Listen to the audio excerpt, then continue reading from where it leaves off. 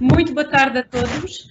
Antes de mais, quero agradecer à matriz portuguesa e ao seu respectivo presidente, o Sr. Dr. João Micael, pela organização desta cimeira, com um tema bastante interessante sobre os oceanos, bem como pelo convite que me foi atribuído. Gostaria de falar sobre este painel que vai vos ser apresentado, sobre os portugueses e o mar, sobre o qual pretendemos refletir sobre o contributo científico dos portugueses pelo mundo, no desenvolvimento e na sustentabilidade da exploração dos oceanos. Quero também agradecer às convidadas aqui presentes, mulheres, investigadoras portuguesas que se distinguem pelo seu trabalho fora do nosso país. Apresento-vos a Sra. Doutora Catarina Martins, diretora do Departamento de Sustentabilidade e Tecnologia da Movi, empresa norueguesa maior produtora de salmão do mundo. Muito boa tarde, Sra. Doutora. Olá, boa tarde, Cristina. É um prazer estar aqui. Obrigada. Apresento-vos a Sra. Doutora Ágata Dias, professora associada e investigadora no Instituto de Ciências e Ambiente da Universidade de São José em Macau. Muito boa tarde, Sra. Doutora. Obrigada, agradeço o convite. Boa tarde a todos. E, por fim, vamos ter também a presença da Sra. Doutora Filipa Marques, diretora de investigação da Sharing University e diretora na International Marine Minerals Society. Muito boa tarde, Sra. Doutora. Acho que a Filipa está com algumas dificuldades em falar. Com algumas dificuldades, pronto. Então, gostaria de iniciar aqui o nosso painel com a perspectiva de cada uma das nossas convidadas sobre como são encarados os técnicos e cientistas portugueses pelas comunidades onde trabalham pelo mundo. Gostaria de dar a primeira palavra à Sra. Doutora Catarina Martins, que atualmente encontra-se na Noruega. Ora bem, Cristina, eu vou falar um bocadinho no contexto realmente científico, uma vez que o meu historial é académico, mas também um bocadinho mais recente, os últimos 8 anos, num contexto mais empresarial na Noruega. Ora, nos vários países onde eu vivi desde que saí de Portugal, que já é há cerca de 20 anos, passei 9 anos na Holanda, depois 3 anos na Áustria e agora 8 anos na Noruega, eu sempre encontrei portugueses em todos estes países, tanto na área científica como empresarial, e sempre a fazerem um excelente trabalho. Eu acho que talvez pelo nosso sistema de educação, que é relativamente exigente, eu acho que quando a pessoa vem para fora, realmente essa forma de trabalhar e essa atitude e esse esforço chamado drive, vá lá em inglês, é bastante visível e acaba por ser reconhecido nessas diferentes universidades e países onde acabamos por trabalhar. Portanto, a minha experiência tem sido sempre muito positiva e tenho sempre encontrado imensos portugueses por aí fora, tanto na parte académica como na parte empresarial, com cargos significativos que estão realmente a tentar fazer uma diferença, inclusivamente em toda esta temática do oceano. Muito bem. E as comunidades, no caso, atualmente está na Noruega, já percebemos que tem aqui uma experiência no mundo. Como é que os noruegueses olham para nós portugueses a trabalharem na Noruega? Olham de uma forma muito positiva. Eu acho que há uma relação comum entre os noruegueses e os portugueses, que é o oceano. Curiosamente, realmente eles têm uma costa enorme e nós também. Outro elemento de ligação que surge muito rapidamente nas conversas é o bacalhau, não é, que vem da Noruega e portanto, é um assunto muito típico e há alguns anos atrás, especialmente quando eu mudei para a Noruega, havia realmente um pico, digamos, de engenheiros, neste caso, que trabalhavam na área do petróleo e gás, que realmente a Noruega não tem. Como sabem, apesar de ser um país enorme, são apenas 6 milhões de habitantes, portanto eles têm que ir buscar muita da sua competência lá fora, e neste caso particular realmente havia muitos engenheiros portugueses a chegarem à Noruega nessa altura. Muito bem. Então, de uma forma geral, nós temos aqui uma relação já histórica com a Noruega, de uma certa forma, e que acaba por fazer com que sejamos bem recebidos, derivado desses laços que já têm perdurado durante alguns séculos, não é? Sem dúvida. Muito bem. Gostaria de ter aqui agora a intervenção da Sra. Ágata Dias, que se encontra em Macau e que desde já agradeço aqui o esforço, porque estamos aqui com uma diferença de fuso horário de mais 8 horas, não é? E percebe-se pelo fundo, já é de noite. Sim, tenho que estar aqui na varanda escondida dos meus filhos para não fazer barulho. Bom, mas agradeço o convite e relativamente a essa questão, relativamente de como é que os cientistas portugueses são encarados em Macau, eu, do meu ponto de vista pessoal, eu não vejo grande diferença no reconhecimento aqui em Macau ou em Portugal. Como cientista, eu sinto que sou reconhecida pelos meus pares, quer em Portugal, quer em Macau, não vejo assim grande diferença. O que eu posso dizer é que aqui em Macau não há muitos cientistas, poucos cientistas portugueses. Há muitos portugueses, mas maioritariamente são advogados. Em Macau existe uma matriz portuguesa forte, não é? E como a lei de Macau está muito baseada na lei portuguesa, é preciso muitos advogados e, portanto, a maioria dos portugueses que aqui se encontram são advogados. E são bem reconhecidos, são precisos, acho que não há assim grande problema. A maior dificuldade é a dificuldade cultural, mas de resto, do ponto de vista científico, não vejo assim.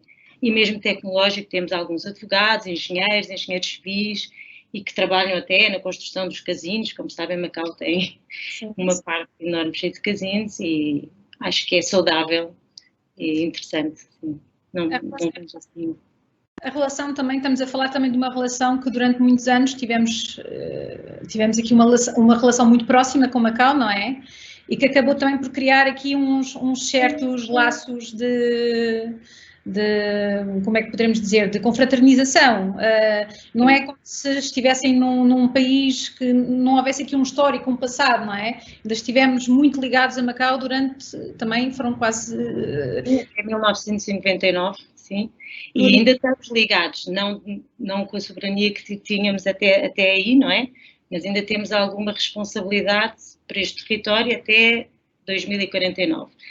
E nota-se imensa presença de Portugal em Macau, na rua, no encontro com as pessoas. É verdade que a maioria da população não sabe falar português, mas está tudo escrito em português, os documentos são escritos em português. Eu posso fazer um projeto científico, se quiser, em português, mas normalmente faço em inglês, como a maior parte das pessoas o faz. Mas poderia fazê-lo porque existe uma lei portuguesa que me permite fazer esse tipo de... É engraçado, porque sinto que a 11 mil quilómetros de distância tenho um bocadinho do meu país aqui. É engraçado. É fantástico. Porque acaba por haver aqui uma ligação ainda muito forte, não é? Ao país de origem e de facto... Uma grande responsabilidade também, não é? Sim, claro. Eu penso que a terceira convidada ainda não teve a oportunidade de poder entrar aqui no nosso painel. Iria pedir-vos o favor, vamos talvez passar aqui para um segundo tema e depois voltaremos aqui um pouco atrás com a Filipa, mal ela consiga entrar aqui no nosso painel. As três convidadas são mulheres. E não posso deixar de fazer aqui colocar aqui uma questão a cada uma das senhoras doutoras, que é referente a o que é ser mulher nesta área que durante tantos anos foi dominada pelo sexo masculino. Gostaria de começar pela senhora doutora Catarina Martins. Eu nunca notei, nem nunca experienciei nenhuma dificuldade em relação ao facto de ser mulher. Na minha própria empresa, por exemplo, é um assunto que é discutido, é uma área dentro da sustentabilidade que convém analisar e há algumas áreas da nossa produção, tipicamente as unidades de produção no mar, onde temos as jaulas, onde estão os salmões, não é? Tipicamente tende a ser uma área mais... onde trabalham os homens, mas é uma área que está também a mudar bastante porque há imensas tecnologias agora a serem usadas em que aquele, vá lá, pensamento mais tradicional em que era preciso um físico talvez mais elaborado para gerir esse tipo de trabalho já não é a realidade, que é a realidade hoje, pelo menos aqui na Noruega. Por outro lado, na parte mais de processamento, nós temos 35 fábricas de processamento espalhadas pelo mundo e em alguns destes países tende a ser mais a parte feminina, talvez, em alguns destes países, e portanto nós dentro da nossa própria empresa, apesar de nunca eu ter sentido nenhuma dificuldade, noto que em algumas áreas talvez haja realmente um bias mais para o sexo masculino ou feminino, que é uma coisa que nós estamos a abordar dentro da própria empresa. Por exemplo, a semana passada, não há cerca de um mês, estabelecemos objetivos específicos para realmente fazer esse rácio mais balanceado dentro da própria empresa. E, portanto, apesar de eu nunca ter experienciado essa diferença, eu acho que ela ainda existe e acho que é importante ela ser reconhecida e que as próprias empresas, se querem realmente ser líderes na área da sustentabilidade, também reconhecerem essa parte da sustentabilidade social, vá lá, não só a parte da sustentabilidade ambiental, o que é o caso da Moovy, que realmente está a fazer isso e tem objetivos concretos para balancear isso.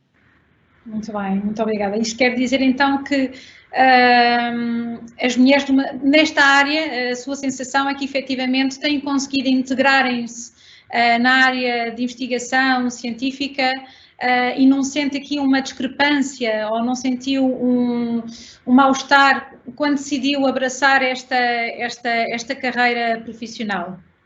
Não, de todo.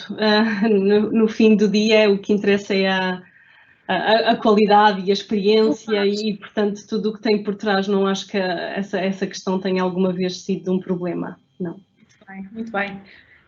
E já agora, gostaria agora de ouvir a doutora Ágata. Eu partilho a minha experiência com a Catarina. Aliás, eu desde cedo, desde o início da minha investigação no mar, que não sinto qualquer discriminação e, pelo contrário, a Filipa, que não entrou, ela fazia parte também de um grande grupo que nós tínhamos na Faculdade de Ciências que fazia investigação nos fundos marinhos e nós havia o nosso pessoa, líder científico que nos agrupou, realmente era masculino, mas por coincidência podia não ser, mas nós éramos uns 4 ou 5 no grupo e éramos todas mulheres. Portanto, nem sequer nesse aspecto, a trabalhar no fundo marinho, estou a falar de ti, Filipa. Bom dia. Tudo bem? E a verdade é que nós tínhamos um grande grupo dominado por mulheres. Pena que já não existe esse grupo e que estamos dispersas por vários sítios do mundo, por várias circunstâncias relacionadas com o nosso país e não só, e familiares. Mas sim, nunca me senti discriminada, nem mesmo em Macau me senti discriminada, nem no mundo. Acho que, de uma forma geral, acho que nem faz sentido falar sobre, sei que existe, mas pelo menos na minha área não faço assim grande sentido dar uma grande ênfase a esse tema de discriminação na mulher, mas é a minha opinião. O que é ótimo partilhar aqui esta vossa experiência para jovens mulheres que estejam-nos a ouvir neste momento e que gostariam de entrar nesta área, que por vezes podem ter algumas dúvidas ou alguns receios. Acho que esses vossos testemunhos serão aqui uma força para essas jovens mulheres. Já agora, muito boa tarde, doutora Filipa. Boa tarde, boa tarde. Já me consegue ouvir? Já, sim senhora.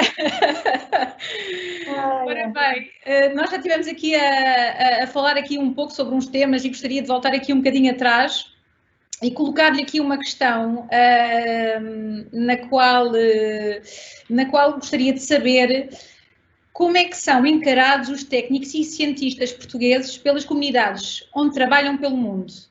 Eu sei que a doutora Filipa Marques atualmente está em Portugal, mas também já esteve por outros países no mundo, como os Estados Unidos, como a Austrália, Canadá, Noruega e Austrália. Pronto. E gostaria que partilhasse aqui um pouco connosco, de facto, a sua perspectiva. Como é que encara este tema? Ora bem, boa tarde e peço desculpa pelo atraso, mas tivemos umas complicações técnicas que já estão resolvidas.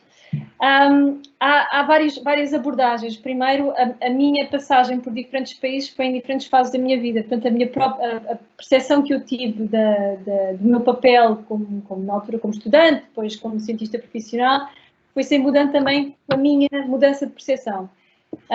Eu passei muito tempo em Toronto, quando ainda estava a fazer o doutoramento e depois com o pós-doc. Portanto, vivi numa cidade enorme e num departamento que tinha uma forte componente de geologia marinha, mas que na realidade o seu historial era de geologia dos depósitos minerais, que é um meio que foi sempre muito associado aos homens. Portanto, eu fui a conferências ligadas à prospecção de minerais metálicos em terra, em que haviam, e não estou a exagerar, eram 300, 400 homens para 1 ou 2 mulheres.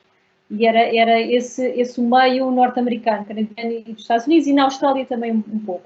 A geologia marinha foi sempre um pouco à parte, porque tinha também uma forte componente de cooperação com a biologia marinha, que tradicionalmente tinha mais mulheres na equipa. Mas, do meu ponto de vista, sempre senti, quando estava, por exemplo, no Canadá, não senti qualquer tipo de diferença na abordagem, no tratamento e não houve problema nenhum. Na Noruega, e passei lá há 3 anos a viver em Bergen, e foi talvez o país no qual passei onde senti que havia de facto um esforço para haver muito mais igualdade no tratamento. E essa igualdade parte muito mais da própria organização, que as pessoas e os cientistas com que nós lidamos, e a Ágata falou, eu apanhei a parte final que ela estava a falar, os cientistas com que nós temos lidado, quer dizer, temos tido sempre experiências positivas ou normalmente positivas. Portanto, não tanto pela parte dos nossos colegas, mas a própria instituição e a forma como a instituição apoia e fomenta a igualdade, porque há determinados detalhes que podem influenciar a nossa capacidade, a nossa disponibilidade para ter tempo para fazer investigação, nomeadamente a maternidade, e nós sabemos que a Noruega tem uma forma muito positiva e muito boa de favorecer e de ajudar a que as pessoas tenham capacidade e condições para ter uma vida familiar e uma vida profissional. Por exemplo, na Austrália foi talvez o local onde eu senti que havia maior desigualdade, por incrível que pareça, muito mais do que cá, onde há um papel da mulher lá, principalmente associado a estes meios de investigação, é muito dificuldade por uma falta de acesso a, por exemplo, um infantário, uma creche custa $150 dia. Portanto, a classe média e a classe média baixa não consegue ter mais do que um miúdo na creche. Portanto, tem logo 2 filhos, a mãe deixa de trabalhar, fica a tomar conta dos filhos, faz uma pausa na carreira, tipicamente o marido que vai... Portanto, há aí uma série de problemas estruturais que depois dificultam o acesso à ciência. Não facilitar. Sim. E nesse aspecto, sim? Sim. Desculpa, houve aqui algumas circunstâncias que a própria sociedade não permite que a mulher se possa assumir tanto como profissional. Sim. No caso da Austrália. No caso da Austrália, senti que era talvez o sítio onde havia, daqueles onde eu passei, a menos vantajoso. Mas também temos, eu sei que na Suíça, por exemplo, não sei como é que estão as coisas agora, mas há uns anos passei lá uns tempos a fazer uma colaboração científica e havia também alguma desigualdade no tratamento e no pagamento das mulheres que faziam investigação científica. Isso não tem uma grande diferença, sim. Na Suíça, aqui nós pensamos, Europa Central... As mulheres são muito mães, aquelas que fazem investigação são mais mães, aquelas que trabalham. Okay. É engraçado nós analisarmos esta diferenciação de cultura, não é? Existente em cada país, em como cada mulher acaba por conseguir assumir o seu papel na sociedade. E para vós que têm essa experiência de passar em diversos países, de conhecerem essas diversas realidades, não é? Muito bem. Mas agora, voltando aqui à minha questão que eu tinha colocado inicialmente, e como é que a sua doutora Filipa vê que são encarados os técnicos e cientistas portugueses nas comunidades lá fora?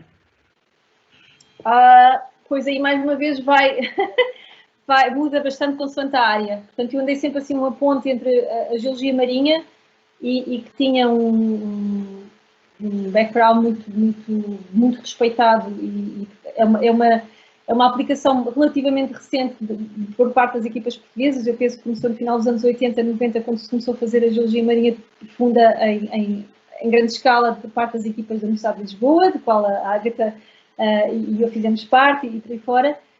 Portanto, havia uma posição de respeito, porque nós tínhamos capacidade para participar, mas ao mesmo tempo uma visão de que éramos um participante com menos capacidade de acesso à tecnologia, não é? Técnica. Portanto, sabiam que nós éramos capazes de acompanhar e de contribuir de uma forma intelectual com a nossa cabecinha, mas havia alguma limitação na nossa contribuição técnica que os outros institutos poderiam dar. Portanto, havia essa questão. Mas há, e ainda temos que lutar um bocadinho com algum preconceito perante os países do Sul na produção de conteúdo científico em algumas áreas. E, mais uma vez, na parte da geologia dos depósitos minerais, sempre houve uma forte escola americana, canadiana, inglesa e australiana que dominou a produção científica nessas áreas, e que depois uma pessoa tentar, da Europa do Sul, tentar submeter publicações e trabalhos científicos, tem que passar mais barreiras do que aquelas que, se calhar, se estivesse a fazer via outros institutos, conseguiria. Portanto, há essa pequena dificuldade, não tanto no homem e mulher, mas Europa do Sul versus outros organismos, outras instituições que tradicionalmente produzem muito mais ciência. Muito bem, muito bem. Gostaria de vos colocar aqui uma última questão aqui para encerrarmos o nosso painel e gostaria de saber qual é que é a vossa perspectiva sobre o papel de Portugal do que diz respeito à temática dos oceanos. Irei começar pela doutora Catarina Martins. Eu acho que Portugal sempre teve e continuará a ter um papel muito importante nos oceanos. Os oceanos fazem parte da nossa cultura. E realmente é muito interessante ver como ao longo destes últimos anos tem havido um foco, acho eu, cada vez mais importante. Na área em que eu trabalho, que é a área da produção de alimento, que é a área da aquacultura, só para dar uma ideia da desproporcionalidade em termos de aquacultura entre Portugal e Noruega, e neste caso específico do salmão, uma vez que é a área em que eu trabalho, a empresa em que eu trabalho, a Movi, nós produzimos cerca de 430 mil toneladas de salmão por ano. Isto compara-se mais ou menos com cerca de 4 mil toneladas de produção de peixes em Portugal. Portanto, há ali um gap enorme, não é? Que realmente não acredito que vá ser, que vá reduzir-se de uma forma assim muito rápida e por um conjunto de fatores, nomeadamente a parte geográfica, que realmente abençoou a Noruega por esta costa enorme, mas também muito protegida, que facilita realmente a produção do salmão nestes fiordes. Mas de qualquer forma o que eu vejo que é muito interessante é haver um desenvolvimento tecnológico, inclusivamente na parte da produção da aquacultura mais em offshore, que exige uma série de conhecimentos e de equipamentos e de inovação em termos da forma de se produzir os peixes nessas condições, de correntes e ondulação e tudo muito maior, que pode vir a ser interessante para Portugal, porque Portugal, apesar de ter uma costa enorme, as condições atlânticas, não é, mais agrestes, torna essa produção, pelo menos em termos nessa produção do mar, se eu quiser comparar com a Noruega, mais difícil, mas não impossível. Portanto, quando eu olho para o futuro, eu vejo que esse desenvolvimento na área tecnológica pode vir a ser bastante interessante para Portugal, se obviamente houver as condições governamentais e de inovações e tudo mais, que é algo excelente que existe aqui na Noruega. Só para dar um exemplo, cerca de 0,3% de todo o valor de exportação de uma empresa é canalizado para um fundo de investigação. Portanto, o que permite não só haver toda uma estrutura ao redor da produção, não é, em termos de fornecedores, mas também na própria investigação. Eu acho que a Noruega, nesse aspecto, é impressionante a relação e o apoio que existe entre a parte empresarial e entre a parte de investigação, que realmente é excelente, tanto para uns como para outros, não é? Porque mesmo para a parte de indústria, para resolver algum dos desafios que nós temos, precisamos dessa inovação e dessas soluções. e, portanto, há ali uma sinergia que funciona muito, muito bem. Agradecemos aqui as suas sugestões e as suas partilhas.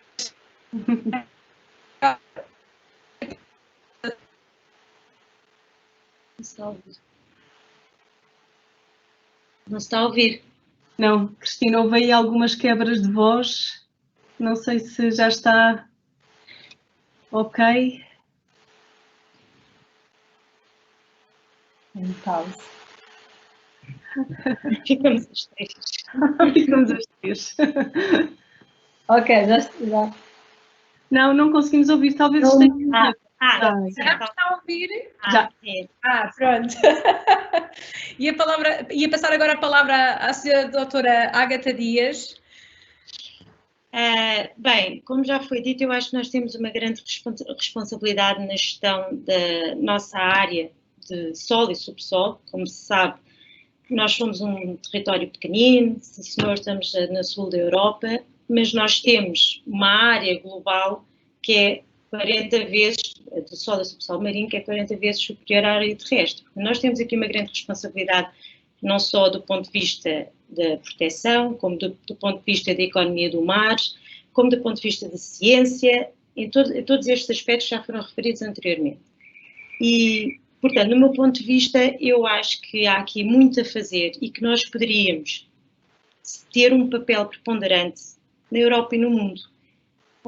Relativamente aos recursos humanos, eu acho que tem que haver ou penso que deveria haver um investimento mais efetivo e mais estável nos recursos humanos científicos. Eu vou-me falar mais na parte científica, mas também vou falar do resto, aquilo que eu me estou a lembrar agora. A ciência em Portugal não é muito bem tratada e os próprios cientistas acabam por desistir e fazer outras coisas, ou emigrar, porque, como eu disse, nós já tivemos um grande grupo focado na geologia marinha e hoje em dia está disperso, não existe. Como é que é possível nós termos um Portugal enorme em que a maior parte da área, 97% da área é portuguesa, e não haver um grupo focado em ciência e tecnologia e de economia do mar e de gestão ambiental, focado apenas no mar? Nós hoje em dia sabemos que a economia marinha não ultrapassa sequer os 5% do PIB de Portugal, não é? Como é que é possível? Nós somos, continuo a dizer, 97% de mar. E isso faz-me imensa impressão e acho que o investimento mais regular, efetivo, não só do ponto de vista do governo, mas também do ponto de vista das empresas privadas, que também têm aqui um papel importante, poderia ajudar a recuperar talentos que, entretanto, já foram desperdiçados para outras áreas, ir buscar, se calhar, talentos que emigraram por razões económicas e que hoje em dia estão a ter um papel preponderante noutros países. Portugal, como a Catarina disse, forma de uma forma muito eficiente técnicos, cientistas e outros mais, e que acabam por ir para fora, e, portanto, temos que os ir buscar para alavancar a economia do mar, alavancar a ciência do mar, conhecer os nossos fundos que não conhecemos, conhecer os recursos que poderemos um dia vir a explorar ou não de uma forma sustentável, como é que o podemos fazer de uma forma sustentável, e tentar captar jovens usando a literacia dos oceanos, e para isso a Fundação Oceano Azul, o Kit do Mar, o antigo Kit do Mar, que agora é a Escola Azul, tem feito um papel, tem tido um papel preponderante e que acho que ainda se tem que fazer mais. Várias coisas têm que se fazer e, como o Alexandre Caldas estava a dizer, gostaria de um dia ver criar-se um grande instituto de referência no mar, estratégico para Portugal, quando nós somos mar. E acho que, para mim, é uma grande tristeza não ver como é que nós não podemos voltar outra vez ao mar, com todas estas potencialidades que nós temos, quando, se calhar, investimos em outras coisas que não nos vão alavancar assim de uma forma tão efetiva. É a minha, assim, de uma forma muito rápida, daquilo que me posso lembrar. E agradeço a sua intervenção e vamos ter esperança que estas gerações futuras vejam... Só uma coisa que eu lembrei-me, desculpa lá que eu até fiz aqui uma nota.